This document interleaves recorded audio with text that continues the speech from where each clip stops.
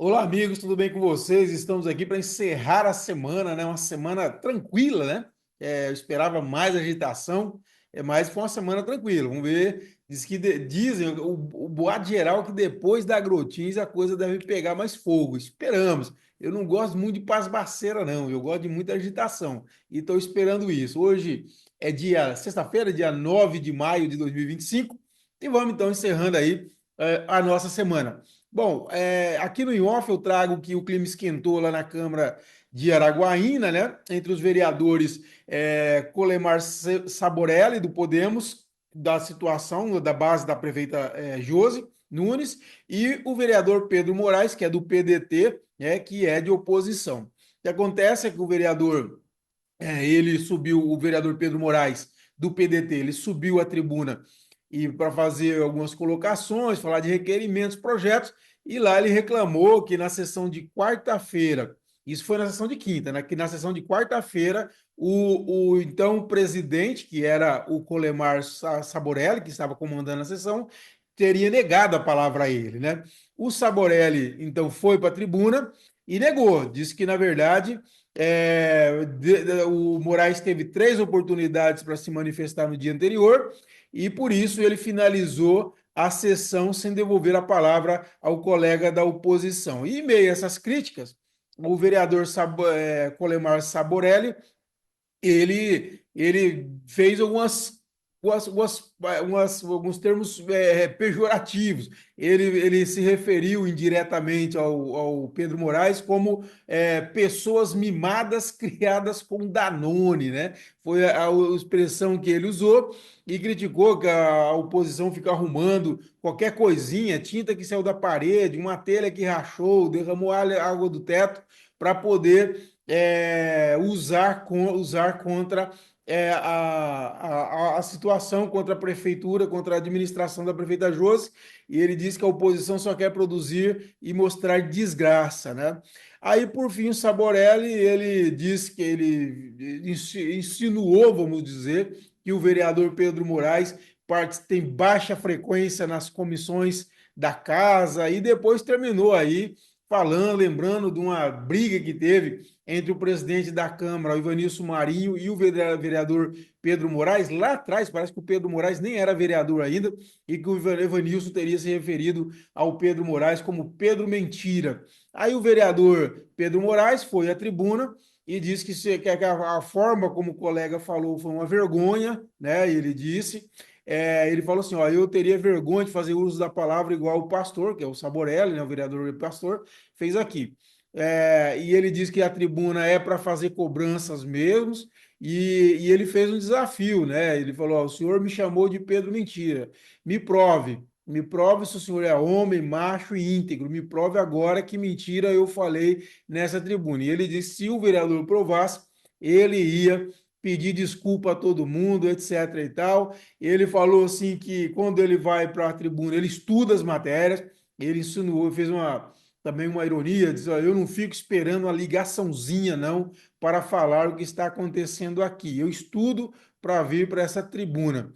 E por aí foi, né? E terminou ainda sobre a questão do mimado criado com Danone, ele, sem se referir diretamente, o vereador Pedro Moraes falou o seguinte, ó, aqui pode ser jovem, mas é um homem e um homem bem criado, né? Então aí a grande discussão dessa quinta-feira, sessão da manhã da sessão dessa quinta-feira da Câmara de Gurupi. Bom, sobre as mudanças partidárias que nós temos nacionalmente que influenciam o Estado, nós tivemos uma manifestação interessante do ministro dos Transportes, o Renan Filho, que defendeu uma federação do MDB com republicanos, né? Lembrando que o MDB no Tocantins tem como presidente o deputado federal Alexandre Guimarães e o Republicanos no Tocantins tem como presidente o governador Vanderlei Barbosa. Os dois têm uma afinidade, têm uma aproximação, enfim, né? Então, em entrevista à CNN, o ministro Renan Filho defendeu que essa composição da União Brasil com progressistas, que gerou, como eu falei, uma mega estrutura partidária, né? A maior estrutura partidária hoje no Brasil, essa União Progressista, que é a federação desses dois partidos, e ele diz que isso vai induzir a outras federações para que as siglas procuram ficar em patamares semelhantes. O que quer dizer? Se você faz uma federação de União Brasil Progressista, que vira esse monstro enorme, e o MDB fica isolado, e o republicano isolado, por exemplo, eles ficam menores nessa prateleira, né? Ficam na parte de baixo da prateleira. Então ele defende que é preciso ganhar musculatura com essa aliança, né? Fazendo uma aliança. Aí ele diz o seguinte: o partido que não se federar neste momento vai ficar muito pequenininho. E em política, time pequeno joga em outra divisão. E ele usa umas expressões futebolísticas. Ele fala assim: o MDB não pode deixar de estar na Série A e os republicanos também não. E aí defende isso, né? Essa federação. Isso vai mudar, gente. Toda a estrutura. É bom que nós vamos assim, afunilando para aquilo que a gente quer, que é um país com menos partidos. Nós temos partidos de mais, ideologia de menos. São partidos meramente de conveniência, de oportunismo, sabe, assim, de olho em fundo eleitoral e outras coisas que não pregaram a bandeira. Partido político tem que ter uma bandeira. Você tem um partido de esquerda, tem que ter lá a sua bandeira, o partido de direita, a sua bandeira. Agora, não pode ser por conveniência de jogo eleitoral, de em busca de fundo eleitoral, de fundo partidário, que é o que mais prevalece em negociar cargos em governos, né? Geralmente é isso que move esse mundaréu de partido que nós temos no Brasil. O que nós queremos é reduzir o máximo possível. Eu acho que a federação vai ajudar muito nesse sentido. Muitos partidos vão perder espaço aí, enfim, com essa questão de cláusula de barreira e tal, e eu espero que perca mesmo. Eu quero que esse partido da Nico acabe tudo. Vamos fazer partidos grandes, partidos que tenham uma ideologia definida.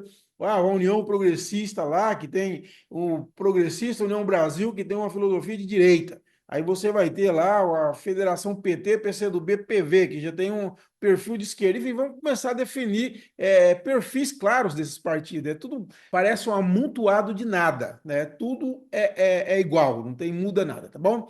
O deputado federal Vicentinho Júnior, falando do progressista, ele teve na Câmara de Porto Nacional alguns dias e ele disse que conseguiu aí o apoio de 5 vereadores a seu projeto de disputar o Senado no ano que vem. O Vicentinho citou a Diva Cardoso, do Republicanos, o João Justino, do União Brasil, Marconi Clayton, do PSDB, Júnior de Cesário, do PSDB, e a Suleima Cristina, do Republicanos, e Heitor Andrade, do Progressistas, que são aí os 5 vereadores que ele disse, anunciou, né, que está apoiando esse projeto dele de ser senador. A ex-prefeita Cíntia Ribeiro jogou uma indireta aí no ar, né, ela que vem sendo bombardeada pelo vereador Carlos Amasta. O Amasta vem jogando uma denúncia contra a outra. Essa semana ele teve na Procuradoria, no Ministério Público Federal, fazendo a denúncia de transporte escolar rural, uso de dinheiro de Fundeb, de fundo de dinheiro de transporte, enfim, fazendo denúncias. E o Amassa vem insistentemente usando tribuna, redes sociais e até o TCE e outros órgãos para fazer denúncias contra a Cinti. E no dia 7, que foi quarta-feira, é chamado aí, nesses dias que a gente nem sabe que existe, que é o dia do silêncio, né? E a Cinti aproveitou esse dia e ela fez uma postagem dizendo o seguinte: o silêncio também fala e às vezes diz mais. E tá certo, né? É sabedoria. Enfim, eu termino em off com uma pauta bacana, que é a Comissão de Viação e Transporte da Câmara dos Deputados aprovou o relatório do deputado tocantinense Ricardo Aires sobre o projeto de lei que altera o Código de Trânsito do Brasil para garantir proteção contra os maus tratos aos animais. Ele, pelo texto, o uso de veículo para abandonar ou auxiliar no abandono de animais em vias públicas passa a ser considerado uma infração gravíssima. Além da multa, que pode chegar a R$ 2.900, o motorista terá o direito de dirigir suspenso por 12 meses e, no caso de abandono de cães e gatos, por 18 meses. E isso, a expectativa é que seja aprovado ainda este ano. Excelente, bravo. Eu acho que precisa mesmo, é um absurdo. São seres vivos que merecem todo o nosso respeito. É um absurdo você pegar uma criatura dessa, que tem hoje um lar, que tem que chamam de tutor, não gosto de tutor, é pai, mãe, os irmãos, está convivendo na família, e você de repente pegar essa criatura e jogar ao léu, deixar em qualquer lugar para passar fome. Cara, eu não sei como não corta o coração da pessoa, sabe? Não sei como que essa pessoa não fica um coração. Enfim, parabéns ao Ricardo aí, excelente relatório, excelente projeto, né? Muito bom. Bom, naquela história vergonhosa do INSS, dos descontos ilegais aí contra aposentados, o INSS está anunciando que vai devolver 292 milhões a partir do dia 26 a todos os aposentados que tiveram esses descontos ilegais. Segundo o INSS, todos os aposentados e pensionistas que sofreram descontos em abril, independentemente de se terem sido autorizados ou não, receberão os valores de volta até o dia 6 de junho, junto com os benefícios. Isso é uma vergonha. Isso tira enfim, a autoridade do INSS para administrar pensões, aposentadoria. E isso é muito ruim. Isso gera muita desconfiança, mais do que as pessoas já têm no governo. E não é governo A, governo B, não. Porque isso aqui, vou ser sério, né, gente? Para com esse negócio aí. Eu tô vendo muita fake news. Ó, isso aí passou por Temer, passou por Bolsonaro e passou por Lula. São 3 governos que isso vem acontecendo. É um absurdo, né? É um absurdo que ninguém viu isso, sabe? Ninguém. Enfim, tem que ter algum sistema de travamento dessa questão. Hoje, com assinatura digital, que é uma, assim, é de uma comodidade enorme, desburocratiza, etc., mas abre essas possibilidades de você ter muita falcatrua. Então, é preciso ter um sistema, uma peneira, um filtro muito bom para evitar que esse tipo de coisa aconteça. Isso aqui é de uma crueldade, de um absurdo, de uma irresponsabilidade e de falta de eficiência do poder público. E tá na cara que não é esse ou aquele governo, não, é do poder público, que passaram 3 presidentes, 3 governos e em todos eles aconteceu isso, tá bom? Então, isso aqui é uma indecência. Bom, 70% dos municípios do Tocantins têm um índice de desenvolvimento considerado baixo, segundo um estudo divulgado pela Federação das Indústrias do Rio de Janeiro, a Firjan, né? Veja só, o Tocantins tem 39 municípios com desenvolvimento considerado moderado, né? E a lista dos 10 maiores índices do estado é Palmas em primeiro lugar, depois Gurupi, depois Araguaína, olha, Alvorada depois Palmeirópolis, olha interessante. Paraíso, Cariri, Divinópolis, Pedro Afonso e olha, Fortaleza do Tabocão, né?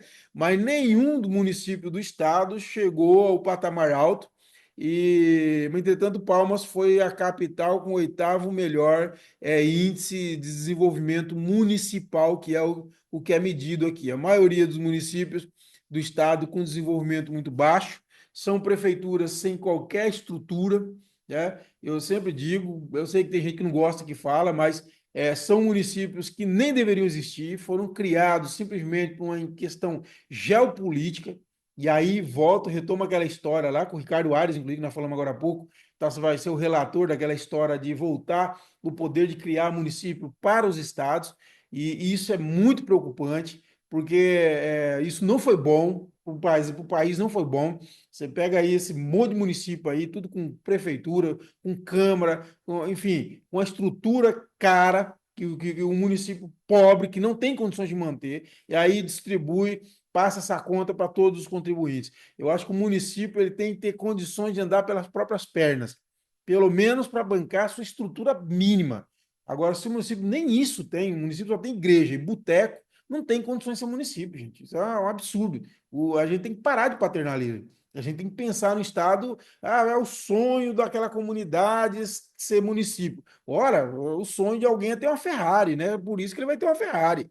Eu acho que tem que ter critérios técnicos claros, muito bem definidos. É muito ruim, né? Nós queremos que todos desenvolvam, nós queremos que as comunidades cheguem a ser municípios. Como eu já citei aqui, o caso de Luzimã, que está preparada, está pronta, está no ponto para ser município.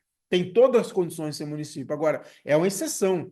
No geral, eu vejo muitos aí que já são municípios, não têm condições de ser município. Não tem a mínima condição de ser município, tá bom? Isso gera um custo para o país absurdo. É isso? Então tá bom, pessoal. Esse foi o resumo então desta sexta-feira. Terminamos a semana e nós voltamos na segunda-feira. Um abraço a todos, bom final de semana e até a próxima.